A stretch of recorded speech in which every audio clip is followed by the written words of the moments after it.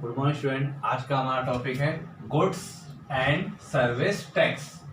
अब जो tax goods पे लगता हो, सर्विस पे लगता हो, उसको क्या बोलते हैं हम? Goods and service tax. और टैक्स कौन कलेक्ट करता है? हमारा गवर्नमेंट। और गवर्नमेंट हमारी कितनी होती है आपको पता है? दो। एक है हमारा सेंट्रल गवर्नमेंट और दूसरी है हमारी स्टेट गवर्नमेंट।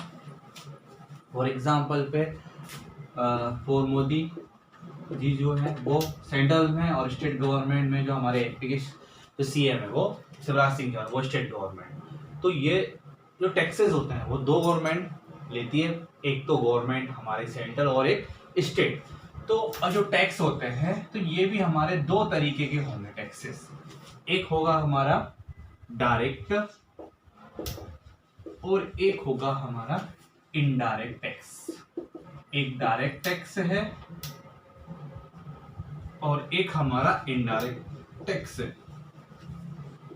तो डायरेक्ट टैक्स किसी की जो डायरेक्टली पे करना पड़ता है किसी इंसान को, जैसे कि उसकी इनकम पे लगने वाला टैक्स, वो हो जाएगा आपका इनकम टैक्स। तो ये कौन सा टैक्स है? आपका डायरेक्ट टैक्स है। और इनडायरेक्ट टैक्सेस में आपके बहुत सारे टैक्सेस आ जाएंगे। जो जिस तरीके से आपका इस इनडायरेक्ट टैक्सेस में क्या होता है, आपका थर्ड पार्टी इन्वॉल्व होती है।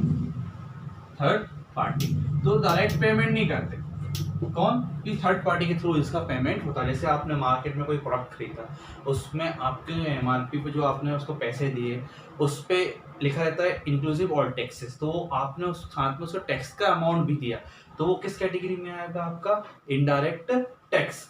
अब जो इनडायरेक्ट टैक्सेस होते हैं वो भी हमारा, कुछ टैक्सेस हमारे सेंट्रल गवर्नमेंट और कुछ टैक्सेस हमारे स्टेट गवर्नमेंट। ठीक है, जैसे कि आपका पहला है एक्साइज ड्यूटी, जो मैन्युफैक्चरिंग पे लगेगा। फिर है आपका सर्विस टैक्स, सर्विसेज पे लगने वाला एक्साइज ड्यूटी। फिर है आपका कस्टम ड्यूटी।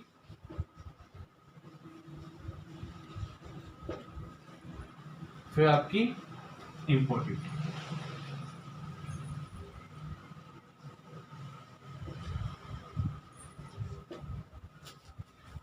स्टेट में आपका वेट वैल्यू एडिड टैक्स। जब आप एक ही स्टेट में गुड्स को बेचते थे तो आपको कौन सा टैक्स देना पड़ता था? Value added tax. फिर दूसरा है आपका इंटरटेनमेंट। जैसे आप पिक्चर देखने जाओगे, मूवी देखने जाओगे, तो वहां पे भी आपको टैक्स देना पड़ेगा। तो उसको कौन सा टैक्स बोलेंगे हम? Entertainment tax. फिर है आपका एंटी टैक्स और फिर लग्जरी टैक्स। जो बहुत महंगे तरीके की गाड़ियां होती हैं उन पे जो लग्जरीज आइटम होते हैं उन पर टैक्स लगता है। तो इन सबको, ये सब टैक्सेस थे, इन सबको एक ही कैटेगरी में लाने के लिए फिर हमने कौन सा टैक्स बनाया है? उसको क्या बोलेंगे हम? Goods and service tax. क्योंकि एक नेशन है तो हमारा एक ही टैक्स होना चाहिए, जिसका नाम के दिया हमने गुड्स एंड सर्विस टैक्स। इन सबका एक ही टैक्स लगने लगा, इसको क्या बोलेंगे हम? Goods and service tax. अब जो हमारा जीएसटी है, जीएसटी ये हम तीन कैटेगरी में अपन इसको, जैसे हमारा central goods and service tax, state goods and service tax, और आपका integrated IGST, integrated goods and service tax. अब जब आपने सपोज ये एमपी है और ये भी आपकी एक तरीके से एमपी है, ठीक है, ये भी एमपी। अब रवि ने, एमपी का रहने वाला है रवि ने राम को गुड्स बेचा। ठीक है, तो ये कौन सा हमारा? इंट्रा स्टेट है, यानी विथिन स्टेट। तो जब आप एक ही स्टेट में गुड्स को बेचेंगे तो वहां पे क्या लगेगा? आपका GST.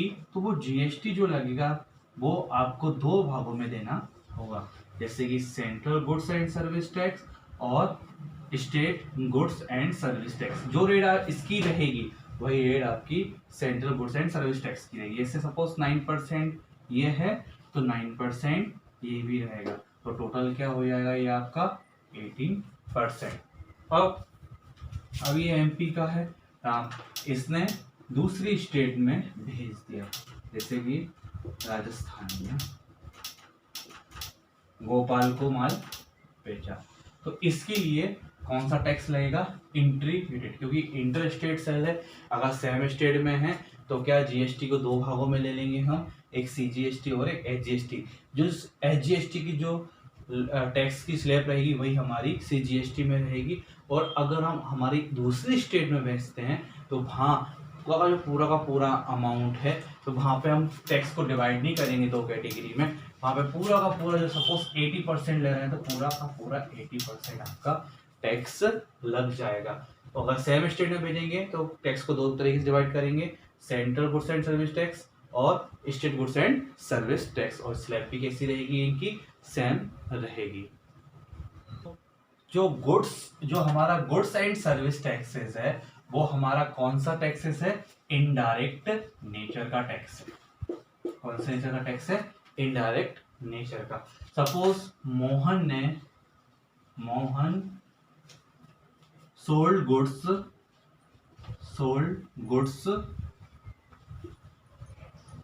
To Sohan for ₹10,000 at 18% GST. ठीक है, अब आपको इसकी एंट्री तो आती है, मोहन ने सोहन को गुड्स बेचा, Mohan sold goods to Sohan for ₹8। तो इसकी जो नॉर्मल एंट्री होगी वो क्या, कौन बेचा है यहाँ पे, तो क्या होगी, Sohan. In the books of Mohan में क्या एंट्री होगी, Sohan account debit to sale, ये एंट्री होगी नॉर्मल एंट्री।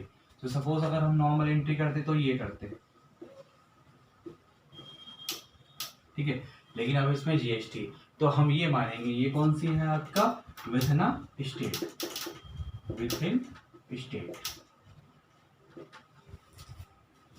ठीक है, तो अब यही वाला क्वेश्चन है आपका कि मोहन ने गुड्स बेचा सोहन को फॉर ₹10,000 एट 18% जीएसटी। तो नॉर्मल एंट्री क्या होगी आपकी, Sohan account debit to sale, तो ये तो नॉर्मल एंट्री। अब जीएसटी वाली एंट्री क्या करेंगे हम, जब भी आप गुड्स को बेचोगे तो आप ये देखोगे आप सामने वाला आपको पैसे देगा, यानी वो आपका, तो जब आप गुड्स को बेचोगे तो आप जीएसटी का पैसा लोगे।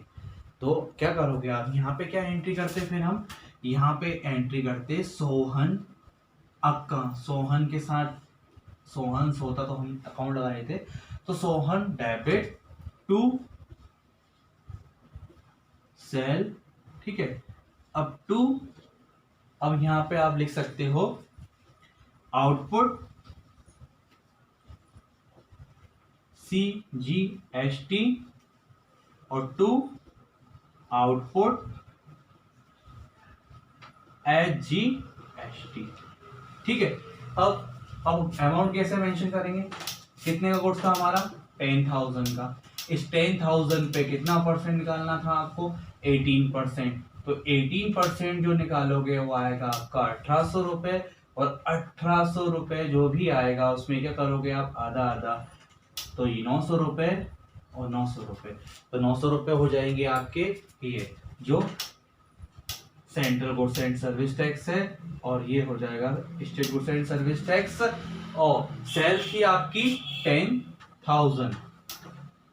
तो आपका जो मोहन के अकाउंट में जो आप एंट्री करोगे वो करोगे आप 11,800, क्योंकि सेल करने पे तो गुड्स एंड इस तरीके से करेंगे, मतलब जो 10,000 था उस पे 18% जीएसटी लगाया, तो 18% जीएसटी लगाया तो उसकी अमाउंट कितनी आई हमारी, 1,800। तो 1,800 को हम दो पार्ट में डिवाइड कर देंगे, ₹900 हमारा सेंट्रल गवर्नमेंट लेगा और ₹900 हमारा स्टेट गवर्नमेंट लेगा। तो हमने आउटपुट जीएसटी क्यों लगा, क्योंकि हम यहाँ पे सेल कर रहे हैं। और अगर हम यहाँ पे परचेज कर रहे होते तो हम वहां पे क्या लिखते, इनपुट जीएसटी। देखते हैं हम हमारी नेक्स्ट क्वेश्चन में। दूसरा एग्जांपल है हमारा मशीनरी परचेज्ड ₹1,00,000, ठीक है, और जीएसटी क्या है आपकी 12%, और ये हमारा बिथना स्टेट है। सो जीएसटी हमारे 12% मशीनरी परचेज कर रहे हैं, तो अब हमको जीएसटी का अमाउंट देना होगा क्योंकि हम परचेज कर रहे हैं। तो सपोज आपने अगर कैश में परचेज किया तो नॉर्मल एंट्री तो आपको पता है क्या एंट्री होगी, machinery account debit to cash. और जीएसटी वाली एंट्री क्या करेंगे हम, तो यहां लिखेंगे हम मशीनरी अकाउंट डेबिट। ध्यान रखना जो जीएसटी अमाउंट है वो टैक्स है ना कि कॉस्ट, तो ये कभी भी गुड्स में प्लस नहीं होता है, ये कॉस्ट नहीं है। तो मशीनरी अकाउंट डेबिट, जो मशीनरी अकाउंट जो डेबिट है हमारा वो हम 1,00,000 से डेबिट कर देंगे। अब इसी के ऊपर हमें tax,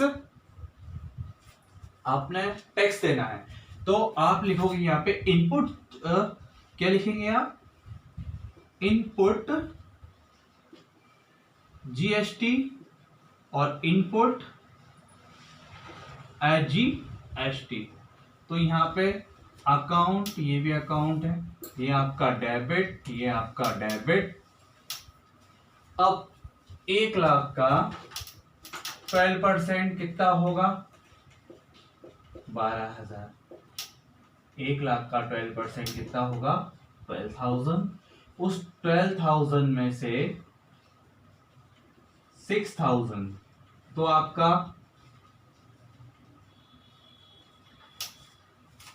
input standard goods and service, input state goods and service. तो इस तरीके से आप फिर यहाँ पे लिखेंगे टू कैश। तो कैश को तो आपको कितना देना पड़ेगा, उसको 1,12,000 क्यों देना पड़ेगा, क्योंकि आपने जब गुड्स खरीदा है उस पे आपने जीएसटी दिया है। आपने गुड्स खरीदा हो, फर्नीचर दिया हो, कोई भी अगर आप पे दिया होगा उस पर जीएसटी है, तो आपको इसी तरीके से एंट्री करना पड़ेंगे आपको। बस आपको इतना ध्यान रखना है, परचेज कर रहे हो तो इनपुट है और सेल्स करोगे तो आप आउटपुट जीएसटी रहेगा। सो अब देखो, ये तो हमारा बिचना स्टेट। अब हम करते हैं अदर स्टेट में, अदर स्टेट। अब वही, अगर हमने एमपी के हैं और हमने गुड्स को कहाँ बेचा, हमारा राजस्थान में, तो अब हम यहाँ पे क्या लेंगे, आईजीएसटी, ठीक है, आईजीएसटी। फिर हम उसको अलग अलग सेगमेंट में डिवाइड नहीं करेंगे अगर हमने अलग स्टेट में बेचा है। तो suppose for example goods sold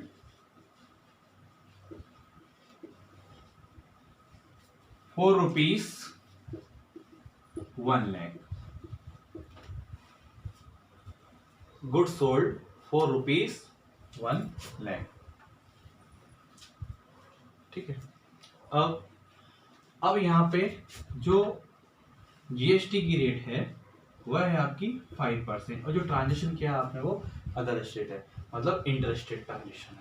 तो गुड्स सोल्ड किया आपने, ठीक है। अब हम इसकी एंट्री क्या करते हैं, नॉर्मल एंट्री तो आपको पता है क्या एंट्री करेंगे। सपोज आपने कैश में ही किया तो cash account debit to sale, ये तो आप करते ही हो ना, सेल अकाउंट।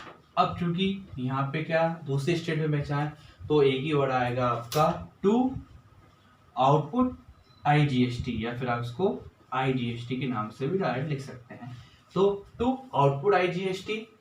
तो अब आउटपुट आईजीएसटी कितना था हमारा 5%, तो हम ये पूरा का पूरा अमाउंट जो 5,000 रहेगा वो हम यहाँ पे 5% में लिख देंगे। और जो हमारी सेल थी वो तो हमारी रहेगी 1,00,000 की, और यहाँ पे आएगा हमारा 1,05,000, क्योंकि गुड्स को हमने यहाँ पे सेल किया है दूसरी स्टेट में। तो यहाँ पे क्या आएगा हमारा आईजीएसटी। तो ये था हमारा आईजीएसटी वाला क्वेश्चन, जब हमने गुड्स को एमपी से राजस्थान में बेचा है। जैसे हमने अभी एक क्वेश्चन समझा था, जैसे कि गुड्स परचेज किया आपने, गुड्स परचेज्ड किया ₹1,00,000 का, और इस पे आपने जीएसटी दिया 12%। ये वाला क्वेश्चन है हमारा विथ इन स्टेट। सो जैसे आपने गुड्स परचेज किया तो आप कैश वाली कैश मान लेते हैं हम लोग, क्या एंट्री करेंगे, परचेज अकाउंट डेबिट, 1,00,000 का गुड्स आपने परचेज किया, परचेज अकाउंट डेबिट 1,00,000। फिर हमारा सीजीएसटी और फिर हमारा एचजीएसटी, इनपुट सीजीएसटी और इनपुट एचजीएसटी, अकाउंट डेबिट, सबको हमने डेबिट किया। टैक्सेस है हमारा, तो 12% का 6 के हिसाब से फिर हमने 6,000 और ये हमने 6,000 टू कैश। ओके, ये आपने कर लिया 1,12,000। अब वो एक एंट्री आपने पढ़ी है कि हमने गुड्स को चैरिटी में दे दिया, तो हम क्या करते थे वहां पे, charity account debit to purchase. जैसे हमने गुड्स को चैरिटी पे दिया तो हम वहां पे क्या एंट्री करते थे, charity account debit to purchase. ठीक है, सपोज आपने एडवर्टाइजमेंट में दिया, advertisement account debit to purchase. Suppose आपने फ्री सैंपल में दिया, फ्री सैंपल में जब गुड्स देंगे तो क्या एंट्री होगी हमारी, free sample account debit to purchase. ठीक है, सपोज आपने ड्राइंग किया, गुड्स को ही ड्राइंग किया, तो फिर क्या एंट्री होगी आपकी, drawing account debit to purchase, drawing account debit to purchase. अब देखो क्या करना है आपको, जैसे कि आपने जब गुड्स खरीदा तो आपने उसको, उस पे आपने जीएसटी दिया, लेकिन जब आपने गुड्स दान में दे दिया, जब आपने गुड्स फ्री सैंपल में दे दिया, क्योंकि आपने गुड्स खरीदा क्या होता है, बेचने के लिए, जब इन कंडीशंस में अगर आपने दान में दे दिया तो हम क्या करेंगे, हम सपोज आपने चैरिटी में ये जो गुड्स आपने परचेज किए इसमें ऊपर आपने जीएसटी दिया, वो आपने दान में दे दिया, तो हम क्या एंट्री करेंगे उसको आप समझो। सपोज आपने 10,000 का गुड्स दान में दिया, जो 1,00,000 का गुड्स था उसमें से आपने चैरिटी में कितना दे दिया, 10,000 में, तो कितने का हमने यहाँ पे जीएसटी दिया था, 12% का। तो हम क्या करेंगे, अब हम एंट्री क्या करेंगे भाई, तो हम यहाँ लिखेंगे charity account debit to purchase account to input input CGST और टू इनपुट एचजीएसटी। जैसे कि आपका 10,000 था, यहाँ पे 12%, तो हमारा कितना आएगा 1,200, तो 600 रुपये हम यहाँ लिखेंगे, 600 रुपये हम यहाँ लिखेंगे, 10,000 हम यहाँ लिखेंगे, और चैरिटी में आएगा 11,600। क्योंकि जब हमने परचेज किया तो हमने क्या एंट्री की थी, परचेज किया तो परचेज अकाउंट डेबिट, लेकिन जब हम चैरिटी में दे रहे हैं तो वही परचेज आकर हमारा यहाँ पे क्या हो गया है, क्रेडिट। क्योंकि जो गुड्स आपने सेल करने के खरीद वो आपने दान में दे दिया, तो जब आपने खरीदा तब आपने जीएसटी के उसके ऊपर जीएसटी दी, लेकिन जब आप चैरिटी में दोगे तो आप उसको जीएसटी प्लस करके उसके अमाउंट को आप वहां से माइनस कर देंगे, क्योंकि जब हमने परचेज किया तो हमने उसको विद जीएसटी दिया था। बस छोटा सा डिफरेंस यही है कि जब भी हम चैरिटी में दें, जब भी हम एडवर्टाइजमेंट में दें, जब भी हम फ्री सैंपल में दें, तो हम साथ में उसको जीएसटी का अमाउंट भी इंक्लूड करेंगे। और अगर आईजीएसटी वाले केसेस में होता तो आईजीएसटी केसेस वाले में भी हम जीएसटी को रिवर्स कर देते। अगर हमने चैरिटी में दिया और अगर हमने एडवर्टाइजमेंट में दिया, फ्री सैंपल में दिया, तो ध्यान रखना गुड्स एंड सर्विस टैक्स किस पर लगता है, हमारा गुड्स एंड सर्विस पे। सभी टैक्सेस के रूप में एक सब जो उसके सारे टैक्सेस लगते हैं सब उनको मिला के सिर्फ एक टैक्स लगा, जिसको बोलते हैं हम गुड्स एंड सर्विस टैक्स। तो ये सब चीज थी हमारी, तो इतना यहाँ आपको याद रखना है कि जब हम सेम स्टेट में बेचते हैं तो जीएसटी 2 पार्ट में लगेगा, एसजीएसटी और CGST, central goods and service tax और state goods and service tax. लेकिन अगर हम दूसरे स्टेट में हम बेचते हैं तो वहाँ पे एक ही टैक्स लगेगा जिसको बोलेंगे आईजीएसटी। अगर परचेस है तो इनपुट रहेगा, और अगर हम सेल्स कर रहे हैं तो आउटपुट रहेगा। जरूरी नहीं है कि आप इनपुट आउटपुट बट को भी इंक्लूड करें। फिर नेक्स्ट वीडियो में से कुछ और भी ज़्यादा एग्जाम्पल से समझेंगे। ठीक है, ये था आपका गुड्स एंड सर्विस टैक्स।